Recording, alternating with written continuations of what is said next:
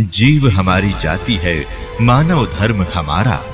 हिंदू मुस्लिम सिख ईसाई धर्म नहीं कोई न्यारा।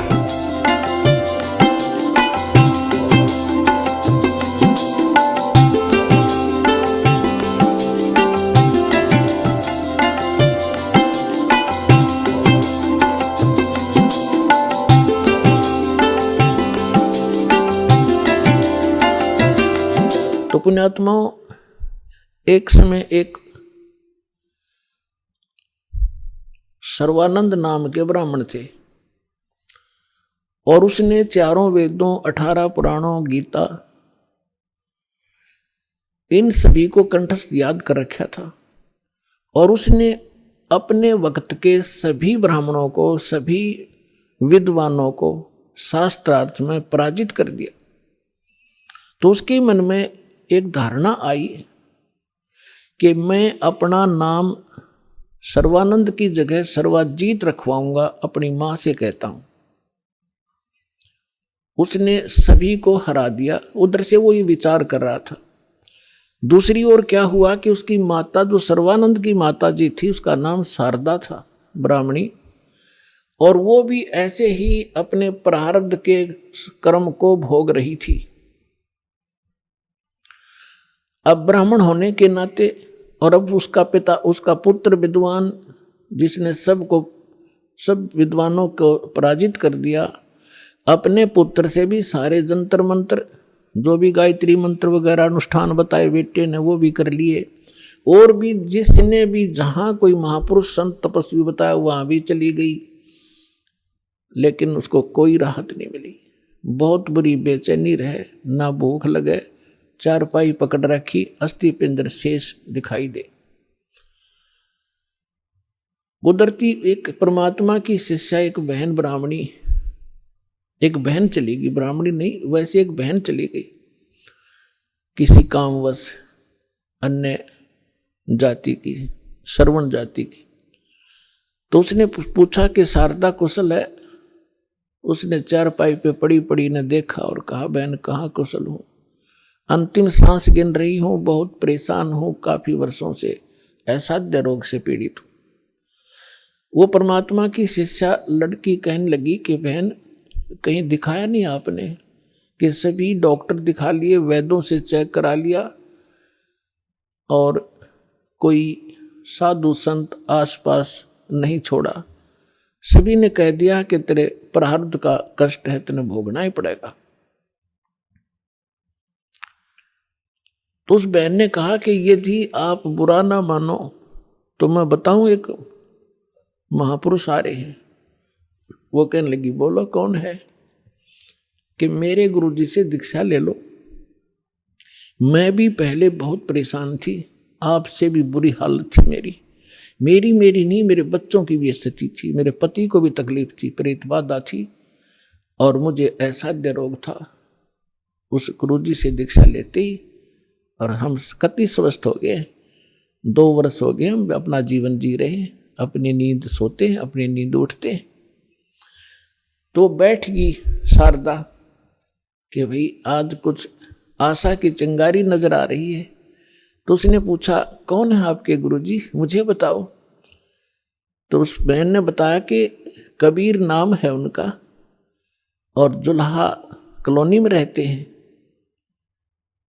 कहने लगी, वे मैं तो दुल्हा धानक है, वो कहाँ दुल्हा धानक है, उल्टी है, लेट गई नो की नो चारपाई पे। नहीं, हम ब्राह्मण है, और वो एक धानक, इज्जत का नाश हो जा, मैं नाम नहीं लूं। तो उस बहन ने बहुत कहा कि देखो, हमने ज्ञान सुना उस परमेश्वर का, आज आप ब्राह्मणी हो और मृत्यु के बाद आप अन्य जाति में भी तो जन्म ले सकते हो, आप पशु योनि में भी तो जाओगे, तब कहाँ जाएगी या जाति तेरी? तो कहने लगी, बहन तू जा, बस फालतू बात ना करे, इससे अच्छा तो मौत आ जा, वो अच्छा है। तो पुण्यात्माओं, परमात्मा कहते हैं, राज तजना सहज है, सहज तरिया का ने, और मान बढ़ाई ईर्षा, ये दुर्लभ तजना है। वह चली गई। कुछ दिनों के बाद वो ब्राह्मण जो परमात्मा की शरण में आके स्वस्थ हुआ था, पुण्यात्माओं, आप तो बालक हो, दास उस भगवान से परिचित है। आपके लिए जो परमात्मा भटक रहा है ना, आप तो एक अबोध बालक की तरह जिधर मुंह हो गया उधर चल पड़ते हो, और वो पिता माता पिता पीछे पीछे भाग्या कर खड्डे में गिरेगा, यू उठा लूं भाग कर बालक को। आज आप इतने बच्चे हो इस भगवान के मार्ग में और इस अपने अध्यात्म मार्ग के अंदर। कबीर साहब कहते हैं, मैं रोए तू सृष्टि को और यह सृष्टि रोए मोहे। गरीबदास जी कह रहे हैं, परमात्मा से परिचित ज्ञान के आधार से भगवान की वाणी बता रहे महिमा। गरीबदास इस वियोग को समझ नहीं सकता कोई। सो चल छिदर मैं करूं अपने जन के काज। जिस प्यारी आत्मा को शरण में लेना है ना जाने के कारण बनाओगा उसके लिए। तो वो ब्राह्मण चला गया कि वो निकटतम नाती भी था उनका। पहले दूर देश से आना जाना महीने में नहीं होता था, 6-6 महीनों में 2-2 1-1 वर्ष बीत जाता था रिश्तेदारियों में आने जाने में। तो वो ब्राह्मण उसी काशी शहर के आसपास कोई गांव था उसका रहने वाला था, और शारदा बनारस में काशी में रहा करती थी। तो एक दिन वो किसी कामवश शहर में आया था, तो उसने सोचा चल रिश्तेदार के घर चलते हैं। जब वहां पहुंचा तो शारदा घर अपने उसी तरह उसी सतिथि में थी। राम रमी करी, नमस्कार हुआ, कुशल मंगल पूछा। तो शारदा ने अपना सारा दुखड़ा रोया कि मैं बहुत दुखी हूं, बहुत बुरा हाल है मेरा, मैं तो अंतिम सांस गिन रही हूं। तब उस ब्राह्मण ने कहा कि आप हमारे गुरुजी से दीक्षा ले लो, आप स्वस्थ हो जाओगे। और मेरी हालत का आपको पता ही है, क्या स्थिति थी मेरी। हाँ, आपकी तो बहुत बुरा हाल था, सारा परिवार दुखी था, और आप कैसे स्वस्थ हुए कि हम उस परमात्मा आए हैं पृथ्वी पर। शारदा तेरा यकीन होइयो चाहे ना होइयो।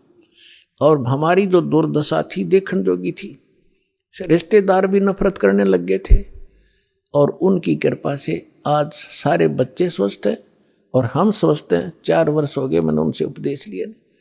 मेरा तो बुरा ऐसा दुखी शायद पृथ्वी पर कोई प्राणी नहीं होगा जैसा मैं था। मेरे से रिश्तेदार भी नफरत करने लगे थे कि अब यूं आ गया घर पे, कुछ पैसे मांगने आया होगा। तो ऐसी दशा होगी थी मेरी, और अब वो रिश्तेदार मुझसे उधारे ले जाते हैं। तो शारदा ने सोची, हे भगवान बड़ी दया करी, देख यूं तो ब्राह्मण है, इसने तो गुरु कोई बढ़िया बना रखा होगा, ऊंच जाति का ब्राह्मण ही बना रखा होगा। तो फिर बैठ गई चारपाई पे। तो उसने कहा कि फिर ठीक है, बताओ मुझे आपका गुरुजी कौन है, क्या नाम है उनका, कहाँ रहते हैं। मेरे पूज्य गुरुदेव जी का नाम है कबीर। उसके वो फिर अक्सर खटक गया, कबीर वो धानक वो नीरू का। कहाँ? वो ब्राह्मण बोला कहाँ, वही है, यस। तो शारदा बोली, तेरी शर्म भाजगी, इतनी इज्जत का नाश कर दिया, ब्राह्मण होकर धानक गुरु बना लिया, डूब के मर जा की तरह। ये 36 लागी सुनान। तब अब उस पंडित जी ने कहा कि मिश्राणी बात सुन ले, यह शिक्षा मेरे देने की जरूरत नहीं, मैंने देख लिया। ये ब्राह्मण जब कित गए थे, जब मेरी दुर्गति हो रही थी, चोने भी ना दे थे, अंतिम सांस गिनों था, बुरा हाल हो रहा था। और ठीक है, तेरा ना समझ में आती तो गुरु जी के बारे में फालतू मत बोलिए, उठ कर चल पड़े। अब ये बात उसका घर कर गई कि सचमुच ये तो घना बुरा हाल था इनका, शारदा के, और इनका जीवन इतना सुखी हो गया। अब वो सोचन पर विवश हुई, तो वो काफी देर सोचती रही कि ये क्या बनी। अरे काल ने तो ऐसे बना रखे किले जाति के, ऊंच नीच के। काल ने तो इतना जबरदस्त जाल फैला रखा पुण्यात्मा, परमात्मा बिना यो टूटे नहीं। अब आप देख रहे हो परमात्मा ने सबसे पहले यह बीमारी काटी कि अब आप देख रहे हो कोई छुआछूत नहीं, ऐसी दया करी। ना तो एक बाड़िया और थी, अपने ही समाज में थी, हिंदुआएं में थी, और तो देखी जाओ बाद की देखो दूसरे मजहबों ने तो यह समाप्त करी। और उस समय ये एक जबरदस्त किला बना रखा था जाति का।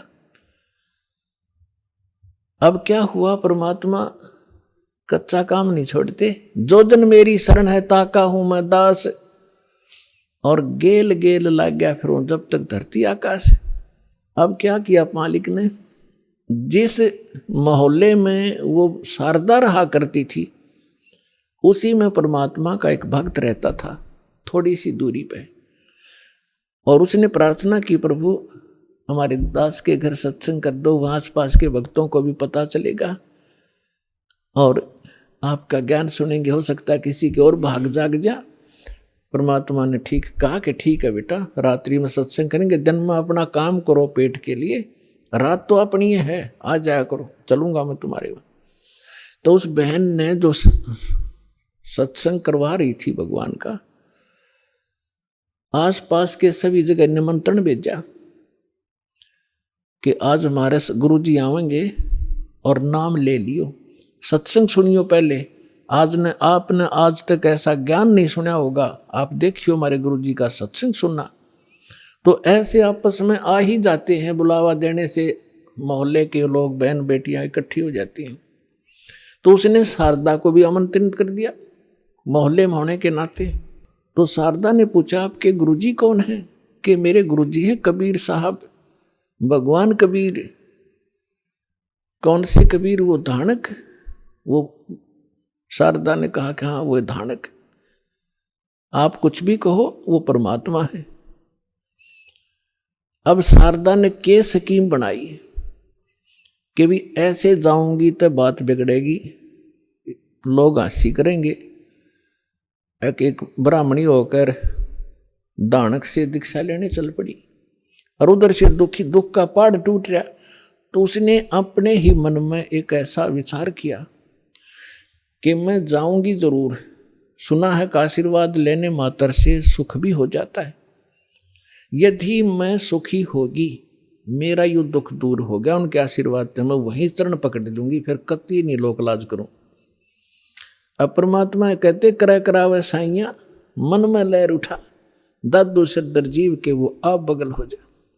तो पहले रात्रि का समय था, पहले एक जोत जलाया करते देसी घी की, वही तो हवन का काम कराया करती और वही रोशनी का वहां चांदना उसी से बनाया करते थे। एक जोत जला रखी देसी घी की, उससे आंगन में थोड़ा सा टमटमाती सी रोशनी थी। अब सभी बहन भाई आ रहे थे, एक साइड बहन बैठ रही थी, एक साइड भक्त बैठ रहे थे, बीच में रास्ता था, सामने भगवान बैठे थे आसन पर।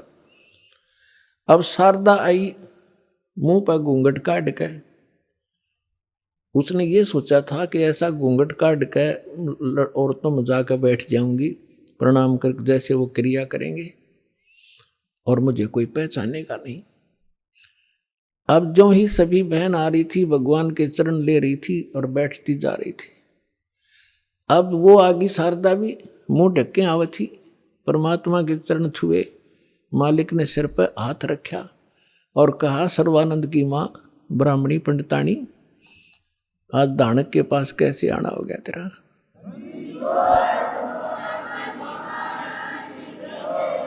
और परमात्मा ने हाथ रख के उठाया भी नहीं था, उसका सारा रोग जो कष्ट था, जो संकट था, वो कति स्वस्थ होगी जैसे दुख कदे था ही नहीं।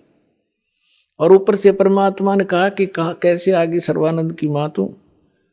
एक दानक से क्या कहेंगे तेरे को, जो पंडित लोग जात से घेरेंगे।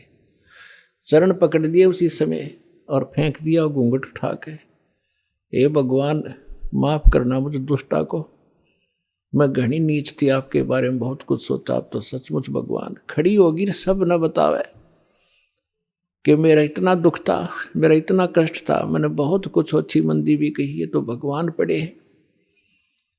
फिर बैठ गई, सत्संग सुना, परमात्मा ने सृष्टि रचना सुनाई। तीन देव की जो करते भक्ति, उनकी कदे ना होवे मुक्ति। गुण तीनों की भक्ति में ये भूल पड़ो संसार, कह कबीर निज नाम बिना कैसे उतरो पार। अब शारदा को जितना ज्ञान था राम और कृष्ण, विष्णु और शंकर का, ब्रह्मा जी को तो हम भक्ति करते ही नहीं थे। श्री विष्णु जी और भगवान शंकर की तो हम खूब भक्ति कराया करते। अब सारी सृष्टि रचना सुनाई और ऐसा दुख टल गया उस समय तो सारी स्वीकार करे थी ना, तो अग्रम मग्रम भी करे वो थोड़े बहुत हुआ। तो वो भी मालिक ने पहले उसका समाधान कर दिया और सारी सुने थी, सारी हृदय में समावे थी। लगातार उसने आसपास जहां भी सत्संग परमात्मा का होता था वह सारे जान लगी और उसको काफी ज्ञान हो गया। एक दिन क्या हुआ, उसका लड़का जो सर्वानंद था उसने अपनी माँ से कहा कि माँ, मैंने इस आसपास के सभी विद्वानों को शास्त्रार्थ में पराजित कर दिया है, अब मैं चाहता हूं कि मेरा नाम सर्वानंद से बदलकर आप सर्वाजीत रख दो। तो माँ ने कहा कि बेटा, नाम अच्छी बात है, तेने विद्वानों को जीत लिया, बड़ी अच्छी बात है, लेकिन सर्वानंद भी तो अच्छा नाम है, इसमें क्या दिक्कत है। तो उसने कहा माता जी ऐसा है ना, अब सबको अपने आप पता लग जाएगा कि इसने सबको पराजित कर दिया, सब पर विजय प्राप्त कर लिया, इसलिए मैं अपना नाम सर्वजीत रखवाना चाहता हूं। उसकी मां बोली बेटा ठीक है, नाम तेरा बदल दूंगी, लेकिन एक विद्वान और है, उसने पराजित और कर दे। तो वो कहने लगा बताओ बताओ कौन है। कि मेरे गुरुजी हैं और कबीर नाम है उनका और जुलाहे की कॉलोनी में रहते हैं। कहने लगे वो अच्छा फिर अकमाता आपने बड़ा विद्वान खोजा, उसको संस्कृत भी ना आती, वो क्या जाने सदग्रंथों के बारे में। और उसकी माँ बोली बेटा देख ले, यदि मेरे से तेने नाम बदलवाना है तो उस विद्वान को तेने पराजित करना पड़ेगा, और ऐसे नहीं मानूंगी, उससे लिखवा के लाना और उनका अंगूठा लुआ के लाना, एक दो गवाह भी हो साथ में। अब सर्वानंद तो चल पड़ा, माँ का आदेश पाते ही चलता हूं।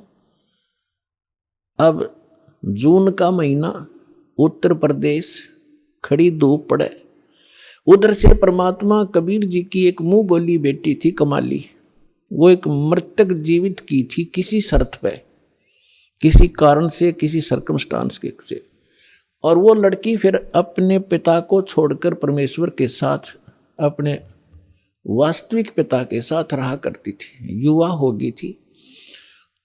तो वो लड़की दोपहर के समय कुएं पर जल लेने गई हुई थी मटका भरण खातिर।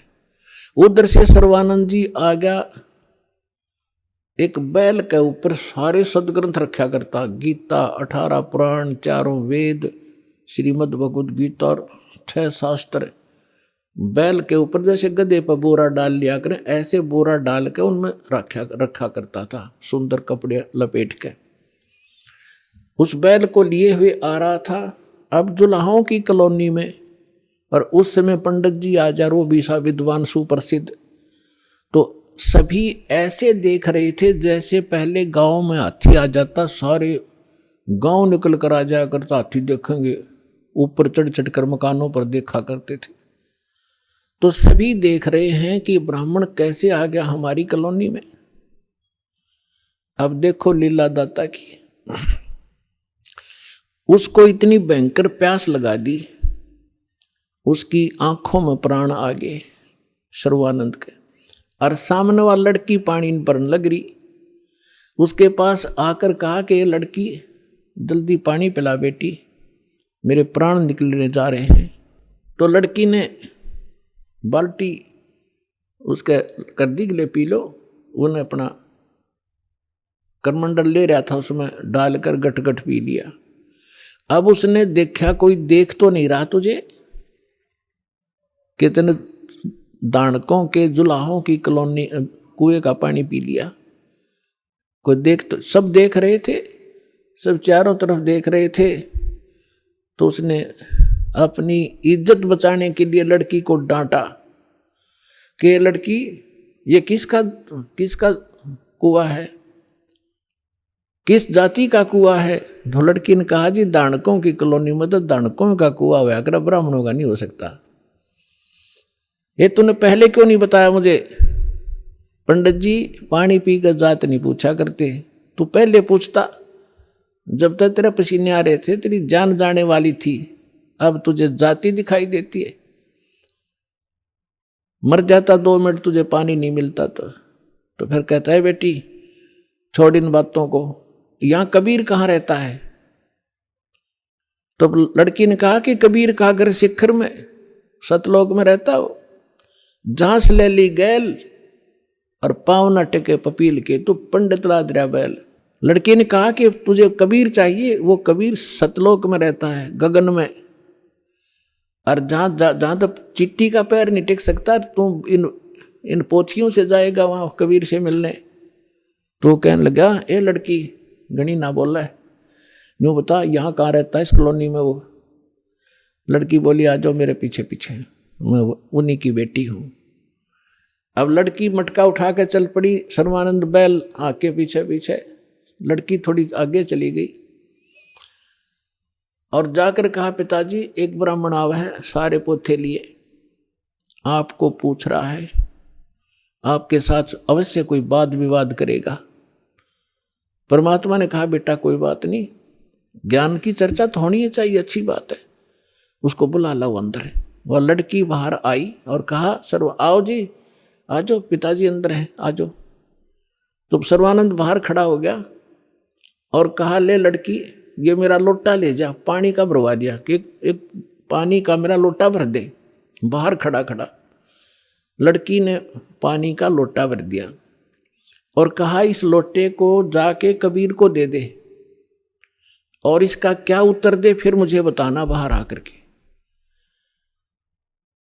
अब लड़की उस लेकर उस लोटे को भरे हुए को और धीरे धीरे परमात्मा के पास गई और कहा पिताजी एक वो ब्राह्मण युग ने ऐसे ऐसे कहा है कि ये लोटा दिया है, कहा कि इसका उत्तर दें वो मुझे बताना इस जल को। और इतना भर दिया कि वो पानी लबालब भरा हुआ था उस लोटे के ऊपर तक, उसमें जरा सा भी पानी डाल दे तो बाहर जावे, इतना फुल भर के दे दी। परमात्मा बोला ठीक से बेटी। परमेश्वर ने एक बड़ी सुई थी, वह सुई उठा के लोहे की और उस लोटे में डाल दी, कुछ पानी बाहर निकल गया और कहा जा सर्वानंद को दे दे बेटा। वह लड़की वापस आई धीरे धीरे, अकलो पंडित जी। सर्वानंद ने पूछा क्या उत्तर दिया तेरे पिता ने? कि बोले कुछ नहीं, इसमें एक सुई डाल दी और आप पूछ लो इन्होंने क्या क्या मतलब है इसका। तो अंदर आया सर्वानंद। सर्वानंद ने पूछा कि कबीर आपने मेरे प्रश्न का क्या उत्तर दिया? परमेश्वर ने पूछा आपका प्रश्न क्या था? मेरा प्रश्न ये था, ये संकेत था, इस पानी के लोटे को फुल भर के आपके पास इसलिए भेजा था कि मैं ज्ञान से परिपूर्ण हूँ और मैंने सभी आसपास के विद्वानों को पराजित कर दिया है। मैंने अपनी माँ से सर्वाजीत नाम रखवाना है और उसने ये शर्त रखी है कि मैं आपसे शास्त्रार्थ करूं और आपको विजय पाऊं आपसे, तब वो मेरा नाम रखेगी। मैंने आपको ये संकेत दिया है कि मैं ज्ञान से ऐसे फुल हूं जैसे लोटा फुल था। यदि मुझे कोई ज्ञान शिक्षा देगा तो मेरे अंदर समाएगा नहीं, वो इस लोटे में अगर कोई और जल डालेगा वो बाहर ही जाएगा, इसमें जगह नहीं। अब आप बताओ आपका क्या उत्तर था? परमात्मा बोले मैंने इसमें एक लोहे की सुई डाली है। मेरा ये संकेत है कि मेरा ऐसा ज्ञान है, ऐसा भारी ज्ञान है, ऐसा गुरु ज्ञान है कि जैसे मेरी सुई तेरी लोटे की तली में जाकर टिकगी और तेरा पानी बाहर निकल गया, ये मेरा ज्ञान ऐसा तेरे थोथे ज्ञान में बाहर फेंक देगा, ठाके तेरे हृदय में समा जाएगा।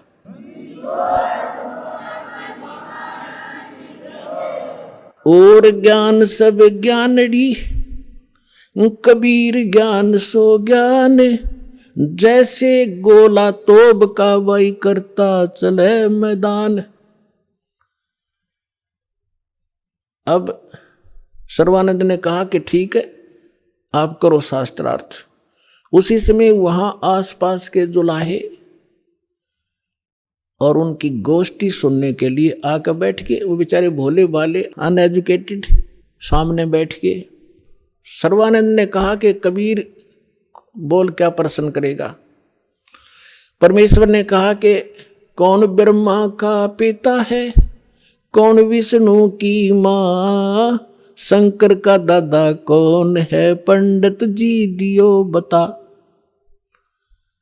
ब्रह्मा विष्णु महेश के माता पिता कौन है, इनका दादा कौन है। अब सर्वानंद की बुद्धि तो वहीं टिकी हुई थी, ये सर्वेश्वर है, महेश्वर है, इनके कोई माता पिता नहीं है। आप ऐसे ही कह रहे हो, इनके कोई माता पिता नहीं।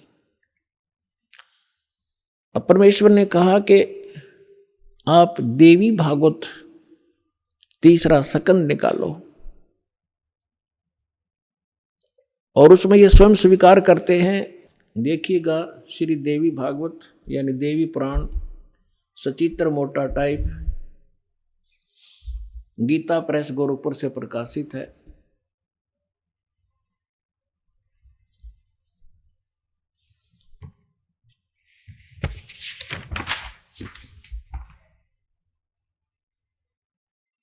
संपादक है हनुमान प्रसाद पोदार, चिमनलाल गोस्वामी।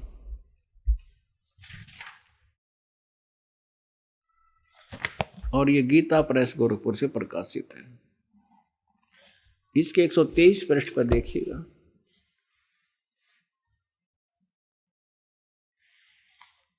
तीसरा स्कंद। विष्णु भगवान विष्णु जी अपनी माता दुर्गा की स्तुति करते हुए कहते हैं, तुम शुद्ध स्वरूपा हो, ये सारा संसार तुम इसे उद्भासित हो रहा है। मैं ब्रह्मा और शंकर हम सभी तुम्हारी कृपा से विद्यमान हैं। हमारा तो आविर्भाव माने जन्म और तिरोभाव माने मृत्यु हुआ करता है। हमारा तो जन्म मृत्यु होता है। केवल तुम ही नित हो, जगत जननी हो, प्रकृति और सनातनी देवी हो। भगवान शंकर बोले, देवी यदि महाभाग विष्णु तुम्हीं से प्रकट हुए हैं तो उनके बाद उत्पन्न होने वाले ब्रह्मा भी तुम्हारे ही बालक हुए।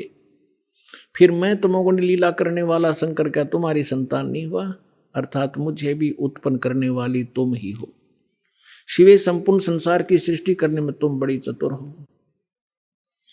इस संसार की सृष्टि, स्थिति और संहार में तुम्हारे गुण सदा समर्थ हैं। उन्हीं तीनों गुणों से उत्पन्न हम ब्रह्मा विष्णु एवं शंकर नियमानुसार कार्य में तत्पर रहते हैं। अब पंडित जी तो साथ ले रहा था, सारे पोथे निकाल कर देख लिया, पढ़ भी लिया। उसको मालूम था कि सामने जो श्रोता है ये सब अशिक्षित, और कह दिया कि झूठ बोलता है, इसमें कुछ नहीं है। परमेश्वर ने कहा कि रुद्र संहिता के अंदर देखिएगा, ब्रह्मा विष्णु और शिव जी की उत्पत्ति दिखाते हैं आपको, आप देखिएगा। तो उसने देखा जो मालिक ने बताया। अब आप देखिए पुण्यात्मा, तो अभी तक ये सारा वर्बली बकवाद चल रही थी। अब दास ने जब इस मिशन को स्टार्ट किया तो आम भक्त हमारे भक्तों से कहता था, वो कैसा टीचर है, पुस्तक पढ़ पढ़ के सुनाता है, अपना अनुभव बताना चाहिए। अरे वेदों से, गीता से, इन सदग्रंथों से अलग जो अनुभव अपना बताता है वो शास्त्र विरुद्ध है, वो बिल्कुल यूजलेस है। ये हमारा सिलेबस है। हम सिलेबस तो बाद में देखा दास को ने, तो उस मूल ज्ञान से जो परमात्मा का ज्ञान था उसके आधार से भक्ति शुरू की थी। इन सदग्रंथों को बाद में देखा है, ये यूं का यूं मिला। तो आपको दृढ़ करने के लिए और आपको सच्चाई से परिचित कराने के लिए ये सदग्रंथ दिखा रहा हूं। मुझे नहीं जरूरत थी इनकी। जैसे एक अंधा था, अंधेरे में लालटेन लिए जा रहा था, आगे से बच्चे आ रहे थे उछल कूद करते हुए। उसने कहा, बच्चों देखना देखना बच्चों, मैं अंधा हूं, बेटा ध्यान से चलना, मैं अंधा हूं, देखना, मुझसे ना टकराना। अब बच्चों ने आकर देखा कि आदमी अंधा बतावे और लालटेन हाथ में ले रहा, टॉर्च या लालटेन लैंप। उन्होंने चारों तरफ से घेर के कहा, बाबा सचमुच आप अंधे हो? कहा, बेटा अंधा हूं मैं। फिर लालटेन किस लिए ले रखी है? कि तुम आंखों वालों के लिए, कहीं मेरे से टकरा कर वो डेग दे ना तोड़ दो। आपके लिए है, ताकि इस रोशनी में तुम्हें पता लग जाए कोई बूढ़ा व्यक्ति आ रहा है, साइड से निकल जाओ, मुझसे टकराओ नहीं, मैं अपने इसलिए आपके लिए लिए हुए हूँ। तो दास तो इस ज्ञान को पहले सुना रहा था सन 1994 से लेकर सन 2000 तक। वर्बली जो मालिक ने ज्ञान दिया था यही सुना रहा था। ये ब्रह्मा विष्णु महेश नासवान है, इनकी जन्म मृत्यु होती है। ये इष्ट रूप में पूज्य नहीं है, लेकिन अनादरणीय नहीं है। लेकिन दास के सामने ये समस्या थी कि इस बात को, दास की वर्बली इस कहानी को कोई नहीं सुनेगा हिंदू, और विरोध खूब होगा। तो अर्ज करी थी दाता ने कि आपका ज्ञान सत्य है दाता, कभी गलत नहीं हो सकता। यदि इन सदग्रंथों में मिल जावे, वेद गीता और पुराणों में, तो आपके बच्चे आपको पहचानने में देर नहीं लाओगे।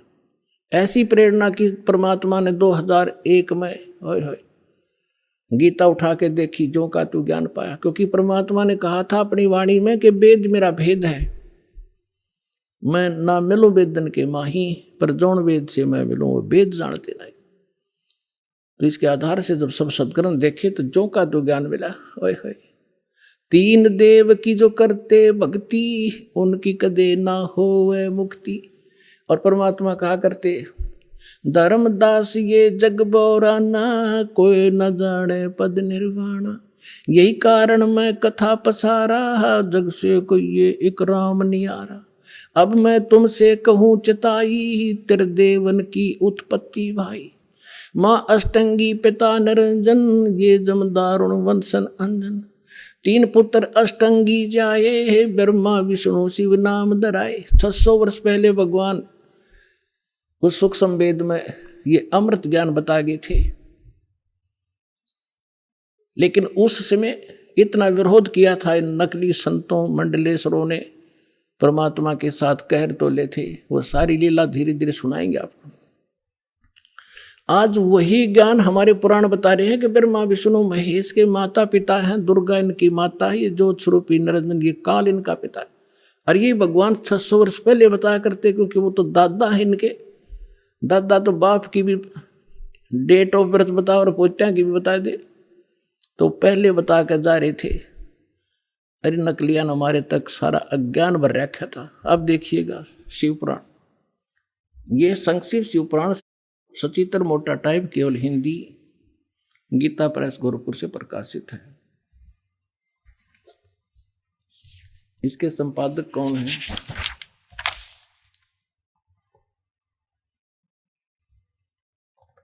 हनुमान प्रसाद पोदार, और ये गीता प्रेस गोरखपुर से प्रकाशित है।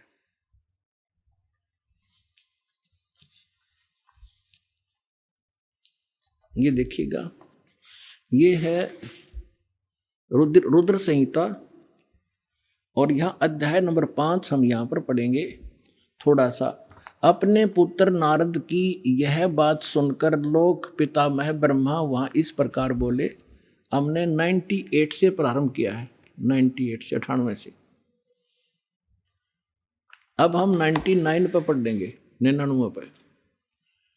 ब्रह्मा जी ने, नारद जी ने ब्रह्मा जी से पूछा था। ब्रह्मा जी कहने लगे, ब्रह्मा जी ने कहा, ब्रह्मन देव शिरोमणे, तुम सदा समस्त जगत के उपकार में लगे रहते हो। तुमने लोगों के हित की कामना से बहुत उत्तम बात पूछी है।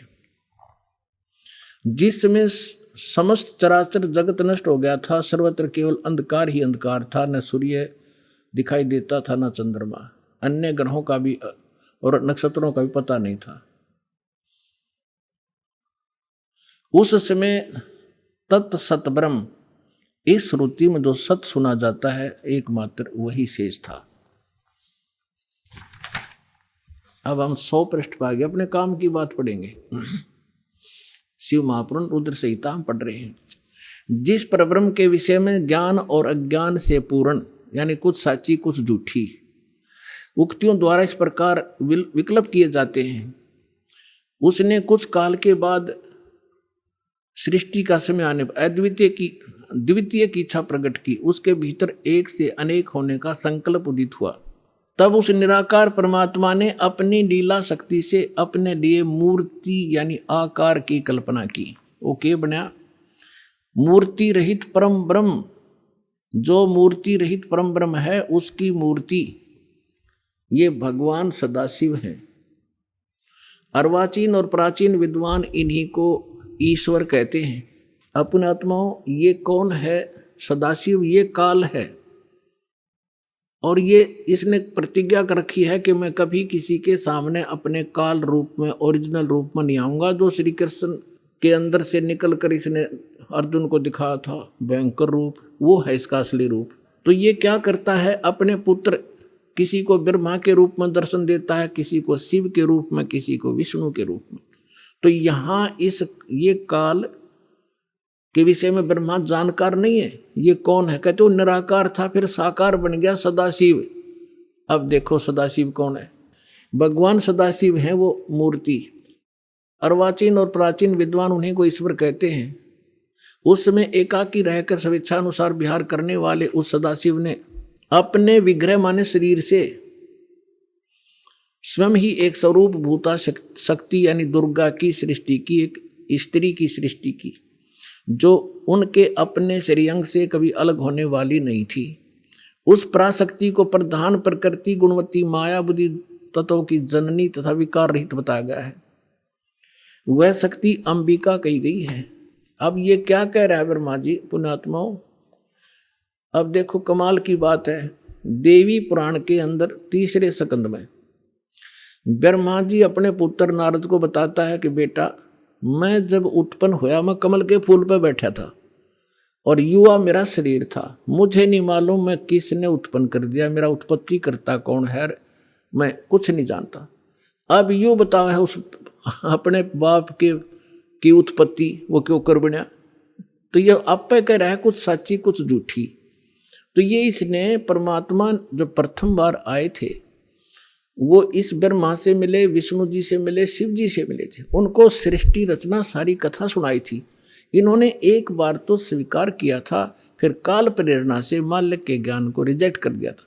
अब वो सुना हुआ ज्ञान यहाँ कुछ अटकलबाजी कर रहा है। ये परमात्मा ने तो ये बता रखा है कि इस काल ने दुर्गा को खा लिया था, बुरी नीयत है, वो उसके पेट में चली गई थी, फिर वो परमेश्वर ने आकर निकाल ली थी, तब ये दोनों पति पत्नी रूप में रहने लगे थे। अब ब्रह्मा जी इसको दूसरे ढंग से कह रहा है कि उस सदाशिव ने इसने सिर पैर का पता नहीं कि उसने अपने शरीर से एक स्त्री उत्पन्न की जो कभी उसके अंग से अलग होने वाली नहीं थी। अब ये देखिएगा, उस समय एकाकी रहकर स्वेच्छानुसार विहार करने वाले सदाशिव ने अपने विग्रह से स्वयं ही एक स्वरूप भूता शक्ति की सृष्टि की जो उनके अपने श्रेयंग से कभी अलग होने वाली नहीं थी। वो कौन है? उस पराशक्ति को प्रधान भी कहते हैं। ये प्रधान शब्द रखियो याद, प्रकृति भी याद रखना। ये प्रधान और प्रकृति शब्द आपके श्रीमद् भगवद गीता के अंदर दास सिद्ध करेगा कि दुर्गा और काल के संयोग से ब्रह्मा विष्णु महेश की उत्पत्ति हुई। वहाँ ये प्रधान और प्रकृति शब्द है। तो ये समझना कौन है ये प्रधान? ये कह रहे हैं उसी को प्रधान प्रकृति गुणवती माया बुद्धि जनों तत्वों की जननी तथा विकार रहित बताया। वह शक्ति अंबिका कही गई है। उसी को प्रकृति सर्वेश्वरी और त्रिदेव जननी, ओह, ब्रह्मा विष्णु महेश की माता, उनको उत्पन्न करने वाली नित्य और मूल कारण भी कहते हैं। सदाशिव द्वारा प्रकट की गई यानी उसके शरीर से निकली हुई उस शक्ति के 8 भुजाएं हैं, अष्टंगी। 3 पुत्र अष्टंगी जाए, ब्रह्मा विष्णु शिव नाम धराए। 600 वर्ष पहले मालिक बता गए थे। आज हमारे ये पवित्र सदग्रंथ उसको सेकंड कर रहे हैं, समर्थन कर रहे हैं भगवान की वाणी का। और जिनको संस्कृत भी नहीं आवती है ब्राह्मण कहा करते, और गुरु जी हमारे क्या जाने दानक जुला, वो समृद्ध थे, सब वो प्रत्येक चींटी तक की भाषा जानते, सब पशु पक्षियों की भाषा जानते हैं, और इन्होंने उसको रिजेक्ट करके डाल रखा था लाल को। अब संभालो पुण्यात्माओं, आपका कल्याण हो जाएगा। उसको सदाशिव द्वारा प्रकट की उसकी शक्ति के 8 भुजाएं हैं। नाना प्रकार के आभूषण उसके श्री अंगों की शोभा बढ़ाते हैं। वह देवी नाना प्रकार की गतियों से संपन्न है और अनेक प्रकार के अस्त्र शस्त्र धारण करती है। एकाकिनी होकर वह माया संयोग वसात अनेक हो जाती है। वे जो सदाशिव हैं उन्हें परम पुरुष ईश्वर शिव शंभु और महेश्वर कहते हैं। यहाँ देखिएगा, अब 101 पृष्ठ पर आ गए हम। रुद्र संहिता वे अपने सारे अंगों में भस्म रमाए रहते हैं उन काल रूपी ब्रह्म ने। इसको काल कहो, ब्रह्म कहो, सदाशिव कहो, उन काल रूपी ब्रह्म ने एक ही समय शक्ति के नाथ, ये नाथ नहीं, शक्ति के साथ शिवलोक नामक क्षेत्र का निर्माण किया था। उस उत्तम क्षेत्र को काशी कहते हैं। वह परम निर्वाण व मोक्ष स्थान है जो सबके ऊपर विराजमान है। वे प्रिय और प्रियतम, वो पति पत्नी रूप में शक्ति और शिव, दुर्गा और काल जो परमानंद स्वरूप है, उस मनोरम क्षेत्र में नित्य निवास करते हैं। शिव और शिवा ने, काल और दुर्गा ने प्रलय काल में भी उस क्षेत्र को अपने सानिध्य से मुक्त नहीं किया।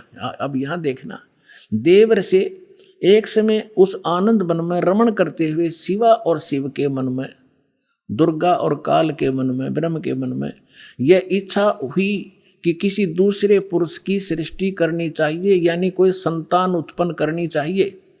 ऐसा विचार करके देखिएगा, यह सृष्टि, जिस पर यह सृष्टि संचालन का महान भार रखकर हम दोनों केवल काशी में रहकर इच्छा अनुसार विचरें और निर्वाण धारण करें। इन्होंने ये सोचा कि वे एक पुत्र उत्पन्न करें और उसके हवाले सारा इंचार्ज कर, जो चार्ज दे दे, हम फिर आराम तरह करेंगे, देख विचरे। ऐसा निश्चय करके शक्ति सहित सर्वव्यापी परमेश्वर शिव ने अपने वाम भाग के 10वें अंग पर अमृत मल दिया। ये तटपट करनी थी, यानी उन पति पत्नी व्यवहार किया। फिर तो वहां से एक पुरुष प्रकट हुआ, एक लड़का उत्पन्न हुआ। ये देखिएगा 102 पृष्ठ पे, सदा संक्षिप्त रुद्र संहिता हम पढ़ रहे हैं। शिव ने कहा, वत्स, शिव ने कहा, बेटा, व्यापक होने के कारण तुम्हारा विष्णु नाम विख्यात हुआ। अब काल और दुर्गा का बेटा यानी विष्णु की उत्पत्ति होगी, दोनों से सिद्ध हुआ। अब यहां देखो, ये 6वां अध्याय समाप्त हुआ। अब यहां देखिएगा 7वां शुरू हुआ। ब्रह्मा जी कहते हैं देवर से, तत्पश्चात कल्याणकारी परमेश्वर शाम सदाशिव ने पूर्ववत प्रयत्न करके, जैसे विष्णु उत्पन्न किया था, दोनों ने पति पत्नी व्यवहार करके मुझे अपने दाहिने अंग से उत्पन्न किया। मुने उस महेश्वर ने मुझे तुरंत ही अपनी माया से मोहित करके नारायण देव की नाभि कमल में डाल दिया, फिर लीलापूर्वक मुझे वहां से प्रकट किया। इस प्रकार इस कमल के से उत्पन्न के पुत्र के रूप में मुझे हिरण्यगर्भ का जन्म हुआ। अब ये शिव पुराण का अनुवाद करता विचलित हो गया कि यहाँ तक, क्योंकि शिव का पुजारी होगा यू, इसने यहाँ तो कर दिया कि विष्णु और ब्रह्मा की उत्पत्ति तो बता दी क्लियर कि सदाशिव काल रूपी ब्रह्म और दुर्गा, इनसे दोनों की उत्पत्ति होगी। अब यहाँ विचलित हो गया यो, ले कहते हैं चोर चुरावे तुमड़ी और गड्ढे पानी में, वो गड्ढे व उपरावे न सच्चाई छनी नहीं। अब इन तीनों के पिता हैं ये और सिद्ध करते हैं। ये देखिएगा, इसके 24 पृष्ठ पे आपको दिखाते हैं। ये विद्वेश्वर संहिता है। एक समय क्या होता है, एक समय ब्रह्मा और विष्णु जी का इस बात पर झगड़ा हो गया, युद्ध हो गया। ब्रह्मा जी कहने लगे मैं तेरा बाप विष्णु जी को, विष्णु जी कहने लगे मैं तेरा बाप, तो मेरी नाभि कमल से उत्पन्न हुआ। इन दोनों का झगड़ा हो गया। ये लंबी कहानी फिर बताएंगे। तो इनके पिता ने सोचा ये लड़का मरेंगे, उसने इनके बीच में एक लिंग खड़ा कर दिया, एक तेजो में पिलर, नीचे से बहुत लंबा चौड़ा। ये दोनों युद्ध करना बंद कर गए, उसके और छोर खोजने लगे। तब ये पहुंच गया अपने पुत्र शिव का रूप धारण करके, और फिर इनसे कहने लगा कि तुम ज्ञान देने लगा, समझाने लगा। तो इन्होंने फिर जो प्रश्न उत्तर किए वो सुनाते हैं, देखिएगा, इससे पता चलेगा ये कौन है। ये है विद्वेश्वर संहिता, संक्षिप्त शिव पुराण, और पृष्ठ नंबर 24 पे ये है ब्रह्मा जी और ये है विष्णु जी, ये बीच में इनका एक स्तंभ है। अब हम यहां आ जाते हैं 25 पृष्ठ पे। ब्रह्मा और विष्णु ने पूछा, प्रभो, ब्रह्मा विष्णु फिर उसे वार्ता करने लगे काल से, सृष्टि आदि 5 कर्तों के लक्षण क्या है, ये हम दोनों को बताइए। भगवान शिव बोले, ये काल बोला, काल रूपी ब्रह्म बोला, मेरे कर्तव्यों को समझना अत्यंत गहन है, तथापि मैं कृपा पूर्वक तुम्हें उनके विषय में बता रहा हूं। आगे देखो, हम अपने मतलब की पढ़ लेंगे। ये 26 नंबर पे आ गया।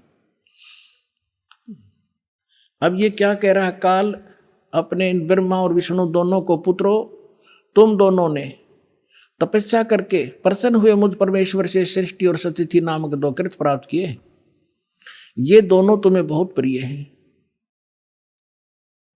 इसी प्रकार मेरी विभूति स्वरूप रुद्र और महेश्वर ने, ये ने है गलत से मेरे विस्मरण, ने 2 अन्य उत्तम कृत संहार और त्रोभाव मुझसे प्राप्त किए हैं।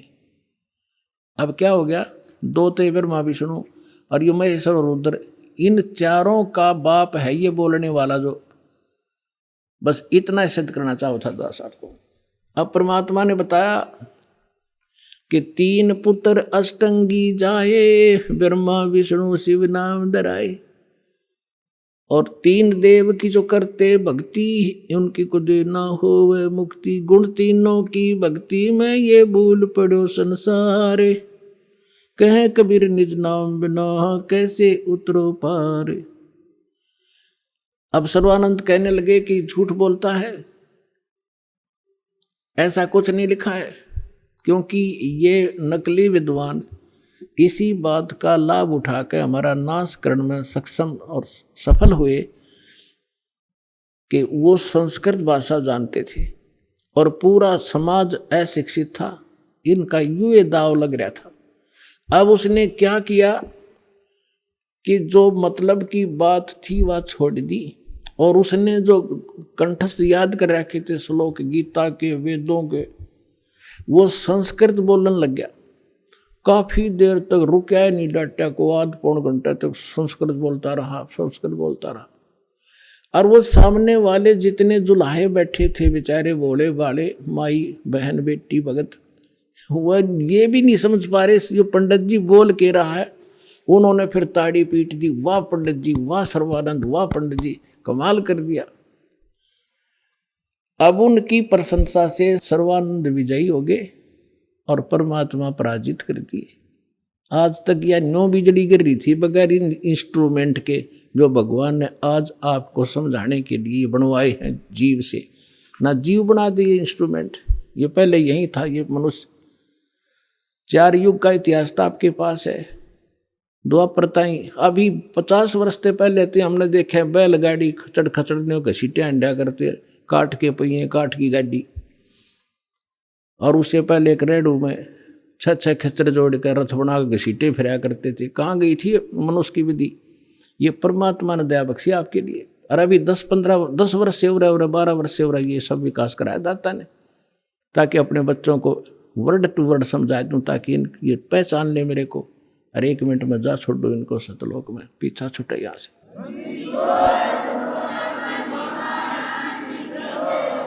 अब सर्वानंद फूल गया, भगवान की बात। उनको तो सिर्फ हार जीत चाहिए थी, भक्ति ना भगवान।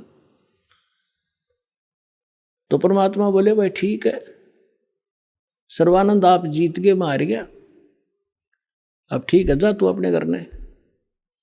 कहने लगा से नहीं जाऊंगा, मेरी माँ ने कहा है कि लिख कर दे तू। परमात्मा बोले मैं तो अशिक्षित हूं, तू लिख ले। आप लिख लो, मैं अंगूठा ला दूंगा। हाँ ठीक है। उसने लिख लिया। शास्त्रार्थ में सर्वानंद विजयी हुए और कबीर जी पराजित हुए। परमात्मा का अंगूठा लगवा लिया और लेकर कागज ने चल पड़ा। अब वहां जाकर अपनी माँ से, उसकी माँ को, माँ बोली रे भाई आ गया? कहाँ आ गया माँ? हो गया तुम्हारा शास्त्रार्थ? हक हो गया। 2 मिनट में हार गया। उसने जाते हार मान ली माँ मेरे से। तो उसकी माता जी ने कहा कि बेटा मैंने जो प्रार्थना की थी आपसे, कुछ लिखवा के लाया तू? कहाँ, मैं कच्चा काम थोड़ा ही करता हूँ, ये देख। परमात्मा बोली बेटा पढ़ के सुना। अब उसने पढ़ा, शास्त्रार्थ में सर्वानंद हार गया, कबीर साहब विजयी हो गए। उसकी माँ बोली रे तू तो हार का रहा मूर्ख, अब पढ़ने लग रहा। ओहो माता जी ऐसा है ना, मैं कई दिन से शास्त्रार्थ में लगातार रात्रि में जाग रहा था, गलती से लिखा गया मेरे से उल्ट लिखा गया। अकजा अब के ठीक लिख ले तू। वो दूसरी बार फिर पहुंचा कि कबीर जी ऐसे है, मेरे से लिखने में कोई त्रुटि रह गई है, मेरी माँ नहीं मान रही है, फिर से लिखवाना पड़ेगा। अब फिर लिख लो पंडित जी, मेरा कौन सा अंगूठा किससे है, कितनी बार लवा ले। उसने लिख लिया खूब सूझबूझ से। शास्त्रार्थ में सर्वानंद विजयी हुए, कबीर जी पराजित हुए, परमात्मा ने अंगूठा ला दिया। वो फिर जाकर कहा कि ले माता जी सुनाऊं। पहले तो उसको ही भ्रम था कि शायद मेरे से गलत लिखा गया होगा। अब सुना बेटा, शास्त्रार्थ में सर्वानंद उड़ अटक गया। अब बोल आगे बोलता क्यों ना, नहीं बोला माँ कभी गलत लिखा गया है। तो शास्त्रार्थ में सर्वानंद हार गए, कबीर साहब विजयी हुए। उसमें फिर ये लिखा पाया, उसने उसका फिर भ्रम रह गया कि माँ फिर लाऊं लिखवा कर। जा बेटा फिर लिखवा ले। अब तीसरी बार फिर परमात्मा बोले लिख लो, होगी लगी होगी चूक आपके, कोई बात ना। उसने फिर ऐसे लिख लिया और परमात्मा का अंगूठा लगवा लिया। अब फिर जब उसने सोचा कि जब मैं बाहर पढ़ता हूं तो ये ठीक पावे है, और माँ के सामने जाता हूं इसमें यह के बिजली गिरे, तो बाहर से ही आंगन से ही उस पर नजर टिका ली। अंदर अपने घर में घुसने से पहले उस पर न्यू करता जा, कति न्यू डांट रहा नजर। अकमाता सुनाऊं अक सुना, उसके सामने अक्सर पलट गए जैसे कंप्यूटर में पलट जाया करे। और न्यो का न्यो पकड़ गया, बैठ गया कलेजा पकड़ के। उसकी माँ बोली रे बोलता क्यों ना, तेरी बोलती क्यों बंद होगी विद्वान, बोल क्या लिख रखा है इसमें। वह कागज हाथ तो छूट गया उसके। परमात्मा को उसकी माँ बोली बेटा भगवान आए हैं, तेरी बुद्धि भ्रष्ट हो रही है, ये 4 अक्षर सीख के और तू विद्वान पाक रहे है। जो ज्ञान उस परमात्मा का है तेरे पास तक कख भी नहीं बेटा, मैं तेरी भी कथा सुन रखी है, बहुत दिन हो गए। अब अपनी माँ के चरणों में पड़कर रोने लग गया। नो बोला माँ मैं तो घना नीच हूँ, सचमुच जो वो बोल रहे थे सारी लिखी है पुराणों में, जो वो बतावे थे, और मैंने अहंकार वश कति नहीं मानी। तो माँ बोली बेटा मेरी आत्मा कह रही है तू इकलौता पुत्र है, और तू ऐसा बिरान माटी ऐसी दुर्गति होगी तो कुत्ते की ओर निम जागा बेटा। या विदुता काम नहीं आवे, भगवान की शरण और वो मंत्र में काम करेंगे, मेरी आत्मा खुश हो जाएगी, तो नाम ले ले। न बोला माँ मेरे साथ चलो, मैं अब तो जाऊंगा, मैंने शर्म आवेगी। अब चल मैं तेरे साथ चलूंगी बेटा। जाके चरणा में डाल दिया कि परमात्मा तेरा बालक है, भूल होगी इससे और नाम दे दो। परमात्मा बोले कोई बात ना बेटा, हम तो सारे मेरे ही तो बच्चे हैं, जिस दिन ये मुझे पहचान लेंगे झगड़ा ही मिट जाएगा। तो पुनः इस प्रकार सर्वानंद का कल्याण हुआ।